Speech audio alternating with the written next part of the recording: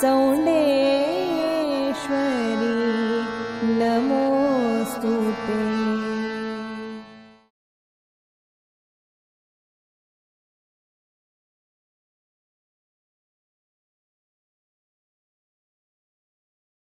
नमस्कार, मी सौ कल्याणी गोविंद निमणकर.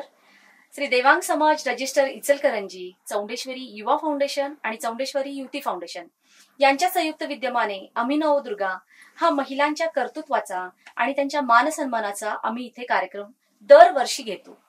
रंगनवरात्रीचे कर्तृत्व स्त्री शक्तीचे या अंतर्गत आम्ही दरवर्षी 9 दुर्गांना पुरस्कृत करत असतो. त्यापैकी आज आपण एका दुर्गेला इथे सादर करणार आहोत. आपण पाहणार आहोत एका रणरागिणीला की जिने एव्हरेस्ट बेस कॅम्प पर्वत या कॅम्प त्यांनी केलेला आहे. इचलकरंजीतील त्या पहिली महिला आहेत की एवढ्या एव्हरेस्ट कॅम्प पर्यंत जाणार आहे आणि तसेच आपल्या देवांग समाजातील ही पहिली महिला आहेत. तर त्या आहेत त्या म्हणजे निलिमाताई, निलिमा देशपांडे कांबळे. नमस्कार निलिमाताई. नमस्कार. तर सर्वप्रथम या कार्यक्रमामध्ये मी तुमचं मनपूर्वक स्वागत करते. धन्यवाद. आणि सर्वप्रथम मी तुम्हाला विचारू इच्छिते की तुमचं शिक्षण, तुमचे आवड आणि एकंदरीत तुमची सगळी माहिती आमच्या प्रेक्षकांना द्या. मी निलिमा देशपांडे कांबळे. लहानपणापासूनच मला खेळाची, ट्रेकिंगची खूप आवड आहे आणि पहिल्यापासूनच मी अशीच धाडशी आणि हे आपल्या आजूबाजूचे ट्रेक मी पूर्ण केलेले आहेत. आपल्या गावातले रामलिंग असू दे, बाहुबली असू दे, पन्हाळा किंवा आजूबाजूचे हे असे सगळे ट्रेक मी माझ्या शाळेच्या माध्यमातून मी पूर्ण केलेले आहेत. म्हणजे तुम्हाला ट्रेकिंगची खूप आवड आहे, निसर्गाची खूप आवड आहे. तर मला दुसरा प्रश्न असा विचारायचा की ट्रेकिंगची आवड ही पहिल्यापासूनच होती. हो हो. मग आता ह्या एव्हरेस्ट पर्यंत जाण्याचं हे पहिल्यांदाच कॅम्प केला की याच्या आधी काही प्रयत्न? ह्याच्या आधी माझे महाराष्ट्रातले बरेच ट्रेक मी पूर्ण केलेले आहेत. महाराष्ट्राचा शिखर म्हणतो जो आपण हरिश्चंद्रगड, कळसुबाई आणि कोकणकडा असू दे, आपले कराड जवळचे आगाशिव हिल आणि पन्हाळा पावनखिंडचे जे ट्रेक दरवर्षी घेतले जातात ते मी पूर्ण केलेले आहेत. आणि जिमच्या माध्यमातून किंवा दर आठवड्याला आम्ही असं ट्रेकिंगला वगैरे जात. तेव्हा मला लहानपणापासून ट्रेकिंगची, बाहेर इकडं तिकडं फिरण्याची, नेचरमध्ये जाण्याची आवड लहानपणापासूनच आहे. म्हणजे कळसुबाई पर्यंत झालेला आहे. अरे वा वा वा, खूपच छान. मग आतापर्यंत हे सगळे ट्रेक तुम्ही पूर्ण केलेले आहात कळसुबाई पर्यंत जाण्याचे. तर मला असं विचारायचं की आता माउंट एव्हरेस्ट एवढ्या बेस कॅम्प पर्यंत तुम्ही हा ट्रेक केला, तर त्याच्याबद्दल काय माहिती आम्हाला मिळाली? माउंट एव्हरेस्ट बेस कॅम्प हा ट्रेक 5364 मीटर उंचीचा आहे आणि ट्रेक हा पूर्ण अवघड आहे, खडतर आहे. ह्या मी सगळा अभ्यास एक 6-7 महिन्या आधीपासून पूर्ण करतच होते आणि मला मी आता इतके सह्याद्रीचे ट्रेक मी पूर्ण केले. मग मला वाटलं की बाबा काहीतरी आता आपण ह्यामध्ये तरबेज आहोत तर आपण काहीतरी चांगला ट्रेक करू, म्हणून मी हा ट्रेक निवडला. आणि तो ट्रेक पण खूप अवघड होता आणि मी त्याचा अभ्यास भरपूर केला की कुठली कुठली गावं आहेत, कुठला ट्रेकला डिफिकल्ट काय येणार आहे, त्याची आपल्याला काय तयारी करावी लागेल आणि प्रत्येक गावाचा अभ्यास म्हणजे एक एक गावं चढण्यासाठी किती वेळ लागेल, कसं आहे चढाई, कशी उतरायची आहे आणि टेम्परेचर तिथलं वातावरण सगळ्यात महत्वाचं असतं की ते कधीही बदलू शकतं तिथं, की कधी तुम्हाला कधीही एवढा मोठा ऊन भरपूर तुम्हाला मिळेल, पाऊस कधीही पडेल आणि स्नोफॉल सुद्धा त्याचं नेचरचं काहीही हे नसतं, ठरवलेलं नसतं, म्हणजे सांगताच येत नाही. आणि तिथं जायचं तर पूर्ण आपल्याला सगळ्याच बाजूनी तयारी करूनच जावी लागेल. हे मी आधीच करून ठेवलेला अभ्यास सगळा. वा वा वा, छान. म्हणजे अभ्यासपूर्वक तुम्ही तयारी केली. मग हा ट्रेक करण्यासाठी घरातून परवानगी होती की मिळवली, की त्याची काय तयारी केली तुम्ही? सगळ्यात चांगला प्रश्न म्हणजे घरातून तयारी ह्याची म्हणजे परवानगी नव्हती मला. आणि मी परवानगी काढण्यासाठी मी इतकं कस लावला की आपल्याला आता पहिल्यांदाच आउट ऑफ इंडिया जायचं आहे आणि मी पहिल्यांदाच जाणार होते. पासपोर्ट पासून मला सगळ्याची तयारी करायची होती आणि महाराष्ट्रात मी कुठेही कुठल्याही ग्रुप तर्फे मी जाऊ शकत होते. मग इकडं जायचं तर सगळी मेन तयारी मिस्टरांची घ्यायला लागणार होती. आणि हा अवघड इतका ट्रेक आहे की तिथं आपल्याला आपला ऑक्सिजन लेवल कमी होऊ शकते. आणि तिथं आपल्याला जरी काही जरी झालं आपल्याच पायाने परत यायचं आहे. ज्या गावापासून मला जायचं आहे त्या गावापासून सायकल सुद्धा जाणारी नव्हती. अरे बापरे. आणि लाईट सुद्धा तिथं नाही. सगळे सोलर सिस्टीम वरून सगळे प्रकार तिथं लाईट वगैरे मिळतात.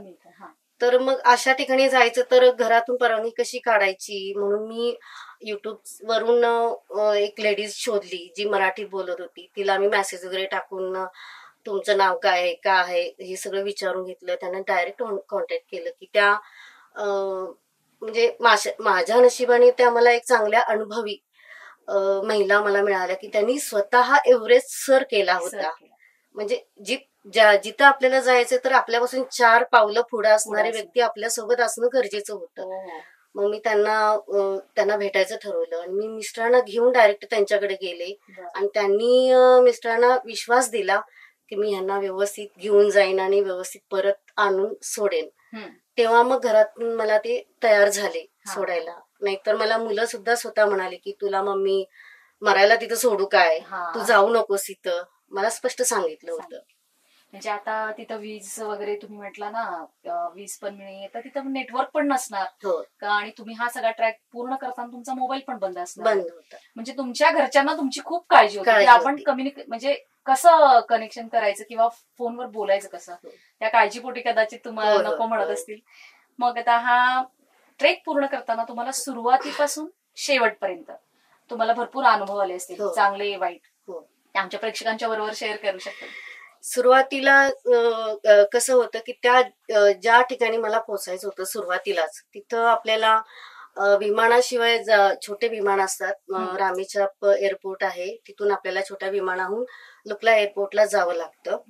तर लुकला एअरपोर्ट हा जगातील डेंजरस हा 2 नंबरला येतो. कारण त्याची रनवे त्याचा 150 ते 200 मीटर फक्त आहे.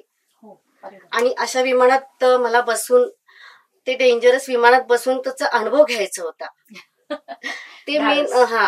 ते मेन डेंजरस होतं की तिथं रनवे एवढा तो विमान उडण्यासाठी आपल्याला तो गेअर घेण्यासाठी तो तिथंच गोल गोल गोल गोल फिरून मग तो डायरेक्ट झेपवायचा लुकला एअरपोर्टला. आणि जरी तो पूर्ण बंद नाही केला तर पूर्ण खाली खाई असायची तिथं. मग ती एक भीती होती. मग ती भीती माझी मोडायची होती मला म्हणून मी तिथं त्या विमानात जाऊन म्हणजे ते एक धाडस माझं पूर्ण झालं होतं. आणि तिथून प्रत्येक गावात प्रत्येक ह्याच्यात मला म्हणजे जसा मी अभ्यास केला होता की एक दुसऱ्या गावापर्यंत टफ आहे तेवढाच माझा अभ्यास होता. तिथून पुढे मला व्यवस्थित जायला मिळेल, व्यवस्थित चालता येईल असं मला वाटलं होतं की इथं बसून मी तसा विचार करत होते. पण तसं नव्हतं. तिथं गेल्यानंतर मला कळलं की खूप अवघड आहे. एक 8 किलोमीटर जरी जायचं असेल आपल्याला तर अख्खा एक दिवस माझा पूर्ण चालावं लागत होतं मला. इथं मी स्वतः म्हणजे त्या प्रॅक्टिसच्या दरम्यान 10-12 किलोमीटर मी 2.5 तासात मी पूर्ण करत होते. पण तिथं मला 8 किलोमीटर पूर्ण करण्यासाठी अख्खा एक दिवस लागायचा. आणि आपल्यासोबत एक 5-6 किलो वजन असतं आपल्या बॅगेज सॅक मध्ये. दिवसभराचे जे काय आपल्याला गरजेच्या वस्तू असतात ते आपल्यासोबत आपल्याला ठेवायलाच लागतात. एवढं घेऊन आपल्याला तिथं चालायचं ह्याची तयारी मी आधी केली होती. पण तिथं गेल्यानंतर क्लायमेट इतकं बेकार असतं, हवा सगळी अशी खेळती असती, आपलंच वजन आपल्याला खूप जड होतं. बरोबर. त्यामुळे ती जराशी मला थोडासा त्रास झाला. म्हणजे 8 किलोमीटर अंतर तुम्हाला अवघड होतं. मग ऍक्च्युली म्हणजे तो पूर्ण म्हणजे असा सरळ रस्ता होता की ते डोंगर दऱ्यातून जायला लागत होतं, काय होतं? आपल्याला तिथं रस्ताच मिळत नाही. पूर्ण कधी तुम्हाला जंगल मिळेल, कधी डोंगर दऱ्या मिळतील, कधी पायऱ्या मिळतील. आणि कधी लोक राहतात त्यांना तिथं वाहतूकसाठी एक 10-15 झुलता पूल करून दिलेले आहेत सरकारने. आणि त्याच्यावरच आपल्याला पण ट्रेक करावंच लागतं. बरोबर. खूप अवघड आणि खूप म्हणजे मेहनतीचं काम आहे. पुढचा प्रश्न विचारते तो म्हणजे आता तिथलं टेम्परेचर मायनस टेम्परेचर असतं. तुम्ही म्हणालात की आणि इथलं टेम्परेचर म्हणजे फरक असणार, जमीन आसमानचं अंतर असणार, तर त्याच्यासाठी कोणती काळजी घ्यायला पाहिजे? त्यासाठी तुम्ही कोणते कपडे घालावे लागतील प्रेक्षकांना, आम्हाला त्याची हो. माहिती सांगा. मी जेव्हा गेले एप्रिल महिन्यात, आपल्या इथं महाराष्ट्रामध्ये उन्हाळा होता. टेम्परेचर आपल्या इथं जवळजवळ 38 हो. टेम्परेचर होतं. आणि जिथून माझी सुरुवात झाली ट्रेकची, तिथं टेम्परेचर माझं 9 पासून मी चालू केलं होतं. प्रत्येक गावात जसं जसं वर जाईल तसं आपलं टेम्परेचर कधी 5, कधी 2, -2, कधी 8. मग जेव्हा शेवटच्या गोरक्षेप या गावी पोहोचले तेव्हा टेम्परेचर -12 होतं. आणि दिवसा आपल्याला काही वाटत नाही, पण रात्रीची एवढी थंडी असते की रात्री -12 टेम्परेचर सुद्धा -20 ला जाऊ शकतं. आणि थंडीमुळे आपल्याला झोप वगैरे अजिबात येत नाही, मिळतच नाही थंडीमुळे झोप. त्यामुळे आपल्याला वॉटरप्रूफ शूज, डबल सॉक्स आणि थर्मल, डाऊन जॅकेट असे जे प्रकार आहेत थंडीचे, हे सगळे लेअरिंग करावं लागतात. एक 4 लेअरिंग आपल्याला आपल्या अंगात करावीच लागतात. म्हणजे ते ओझच की कपड्यांचं? ओझ कपड्यांचं. आणि एवढं कपड्यांचं ओझ घेऊन तिथं ट्रेक पूर्ण करायचा आणि 5 किलो सॅक आपल्या पाठीवर घेऊन जायचं. खूपच अवघड आणि खूपच मेहनतीचं काम केलं. मग हा ट्रेक किती दिवसात पूर्ण झाला तुमचा? ह्या ट्रेकची एक कालावधी असते, एक 15 दिवस धरून आपल्याला जावंच लागतं. कारण जे विमान असतात सुरुवातीचे उडणारे, ती आपल्याला कधी वातावरण जर बिघडले तर ती विमानं उडत नाही. तिथले आपल्याला 2 दिवस एक्स्ट्रा हे ठेवायलाच लागतात. म्हणजे जवळजवळ तुम्हाला 12 दिवसात तिथून पुढं तो ट्रेक पूर्ण करावा लागतो. एक 60 किलोमीटर तुम्ही पुढं जायचं चालत. ट्रेक पूर्ण 9व्या दिवशी आपल्याला समिट असतो. आणि 9व्या दिवसानंतर लगेचच आपल्याला जितकी गावं आपण वर चढलीत, 9 गावं आपण वर चढली, ती आपल्याला 3 दिवसात कसंही करून उतरायलाच पाहिजे. मग तिथं तुम्ही मोबाईल घेऊ शकत नाही का काय, तुम्ही टाइमपास करूच शकत नाही, का तर ते टाइम आपल्याला दिलेले असतात. आणि 15 दिवसाची ती ट्रिप असते. म्हणजे ते गावं चढण्यासाठी 8-9 दिवस गावं उतरण्यासाठी फक्त 3 दिवस. हे सक्तीचं आहे का? सक्तीचं आहे ते, खूपच सक्तीचं आहे. कारण तिथं काय आहे, आपल्याला जरी आपण आजारी पडलो, कुठं पडलो, आपल्याला लागलं, काही जरी झालं तर दवाखाना भेटत नाही. आणि किती जरी लागलं, किती जरी दुखलं, किती जरी टेम्परेचर आलं तर आपल्या पायानंच आपल्याला खाली उतरावं लागतं.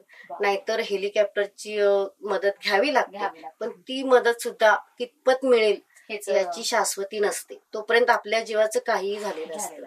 बापरे, खूपच हे म्हणजे अनुभव फार मोठे आहेत ट्रेकचे. आणि हा ट्रेक पूर्ण करण्यासाठी म्हणजे कुणाचं मार्गदर्शन मिळालं, कुणाकडून तुम्ही हे मार्गदर्शन मिळवलं? सगळ्यात पहिल्यांदा तर मी स्वतः अभ्यास त्याचा खूप केला होता. युट्यूबचे मी लेटेस्ट व्हिडिओ मी भरपूर बघितले होते आणि त्यातून मी प्रत्येक गावाचा अभ्यास केला होता. प्रत्येक शहराचा म्हणजे तिथल्या छोट्या छोट्या गावांचा अभ्यास, कसं आपल्याला खाणं पिणं मिळणार आहे, कसं आपल्याला कॉम्प्रोमाइज करावं लागणार आहे, हा सगळा अभ्यास मी घरातूनच केला होता. आणि ज्या मॅडमांच्या सोबत मी गेले होते, एव्हरेस्टर त्या पूर्ण त्यांनी सर केला होता, त्यांनी मला थोडा मार्गदर्शन केलं होतं. पण किती जरी अनुभवी व्यक्ती आपल्या सोबत असल्या तरी आपण आपल्या जीवाचं हे त्यांच्यावर आपण लादू शकत नाही. आपल्याला आपल्या पायानीच जायचं आहे, आपल्या पायानीच परत यायचं आहे. आणि त्यांना सुद्धा त्यांचा जीव आहेच, त्यांनाही त्यांना आपल्या बरोबरच जायचं आहे, आपल्या बरोबरच यायचं आहे. मला विचारायचं होतं, कारण आपण इकडचं आपलं खाणं पिणं वेगळं आहे, चपाती भाजी पोळी भाजी म्हणजे असं सगळं, पण तिकडे गेल्यानंतर तिथलं जेवण पद्धत कुठली आहे, काय तिथं आपल्याला सगळ्या गोष्टी मिळतात. म्हणजे आउट ऑफ इंडियाचे फॉरेनर भरपूर तिथं असतात, त्यामुळे फॉरेनर काही डाळ भात हे असे जेवण जेवत नाहीत. त्यांच्यासाठी मॅगी, पिझ्झा, बर्गर किंवा ज्या काही गोष्टी, चहा वगैरे तिथं सगळं मिळतं, पण खूप महाग असतं. आणि महाग वस्तू घेऊन खाण्यासाठी असं काय इतका प्रॉब्लेम नाहीये. पण आपल्याला इथली सवय आहे, भात, डाळ भात, चपाती हे सगळं आपण खाल्लेलं असतो. आणि तिथं जाऊन हौसेपोटी आपल्याला हे खाऊन कंटाळा आलाय म्हणून ते खाऊया आणि असं करून आपली शरीराची आपण जर आपली तब्येत बिघडली, कुठं काय झालं तर ह्याची रिस्क ही सगळी आपल्या स्वतःवरच येते. बरोबर. त्यामुळं कंपल्सरी तरी तुम्हाला तिथं डाळ भात हे जेवलंच पाहिजे. नाही, मग ते जेवण कोण देत होतं तुम्हाला? ज्या कंपनीतून आपण गेलेलो असतो ती कंपनी पूर्ण ती अरेंज केलेली असते. त्यांच्याकडेच आपलं सगळं राहण्याचं खाण्याचं पिण्याचं हे सगळं आपल्याला त्यांनी कोटेशन ते दिलेलं असतं. मग आता नवीन ट्रेकर्स असतील आहेत, म्हणजे नवीन पिढी पण, आणि आता ह्या आपल्या एजच्या, आता तर मला वाटतं हे 40च्या पुढच्या, ह्या दोघांना तुम्ही काय सांगाल? सगळ्यात मेन म्हणजे 40च्या पुढच्या बायकांच्यासाठी मी हे सांगेन की तुम्ही घराच्या बाहेर पडलं पाहिजे. तुमची आवड काय आहे काय हे सगळं बघून तुम्ही अनुभव घेऊन तुमची आवड जोपासली पाहिजे. आणि त्यांना सुद्धा की बाबा एक आपली लहान मुलं लहानाची मोठी झालेली असतात, मार्गाला लागलेली असतात, त्या एकट्या पडलेल्या असतात आणि त्यांना सपोर्ट घरच्यांनी दिला पाहिजे असं मला वाटतं. ट्रेक करताना महत्वाची कोणती काळजी घ्यावी? महत्वाचं म्हणजे ज्यांना ट्रेकिंगला जायचं आहे, मी असं म्हणत नाही की आउट ऑफ इंडिया तुम्ही ईबीसीला बेस कॅम्प करा किंवा अजून भारतातले कुठलेही कुठल्याही ट्रेकला जायचं असेल तर त्या गोष्टीचा तुम्ही पूर्ण अभ्यास केला पाहिजे. आणि कुठली कंपनी निवडायची किंवा कुठल्या कंपनीतून आपल्याला जायचं आहे हे तुम्ही तुमच्या त्या ट्रेकला गेलेल्या अनुभवी लोकांच्याकडून त्याचं मार्गदर्शन घेतलं पाहिजे. कारण ह्या गोष्टीची तुम्हाला खूप गरज आहे. कारण पॅकेज एकी देतात आणि तुमची तिथं कधी फसवणूक सुद्धा होऊ शकते किंवा आपल्याला खाण्यापिण्याचं प्रॉब्लेम तिथं येऊ शकतात. आणि आउट ऑफ इंडिया आपल्याला आपले करन्सी सुद्धा बदललेली असते, त्यामुळे तिथं पैशाचे प्रॉब्लेम सुद्धा येऊ शकतात. त्यामुळे त्यांनी अनुभवी लोकांच्याकडनं चांगलं मार्गदर्शन घेऊनच तुम्ही ट्रेकचे प्लॅन करावेत.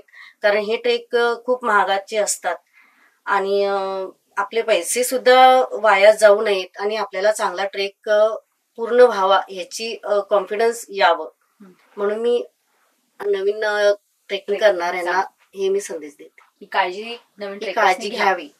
आता शेवटचा आणि महत्वाचा प्रश्न, चौंडेश्वरी युवा फाउंडेशन आणि चौंडेश्वरी युवती फाउंडेशन यांच्या कार्याबद्दल तुम्हाला काय वाटतं? खूपच चांगला उपक्रम त्यांनी राबवलेला आहे. मी बघते इतके वर्ष मी चौंडेश्वरी युवा आणि युवती फाउंडेशनला दर महिन्याला भिशीच्या माध्यमातून चांगले चांगले कार्यक्रम घेतात. बायकांनी घराच्या बाहेर पडावेत म्हणून सण वगैरे ते समाजात राबवलेले असतात की साजरे करतात. त्यानिमित्तानं त्या कुठेतरी बाबा एकत्र येऊ देत, चार माणसांच्यात त्यांचा जरा 1-2 तास आपला विरंगुळा होऊ दे म्हणून ते खूप प्रयत्न करत असतात. मी खूप छान वाटतं त्यांच्याबद्दल. धन्यवाद.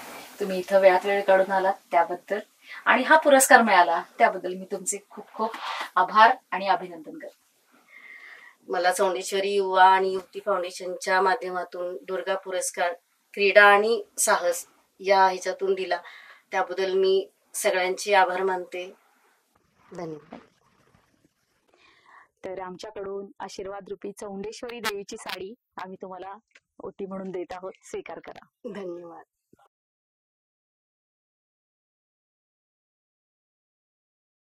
चौंडे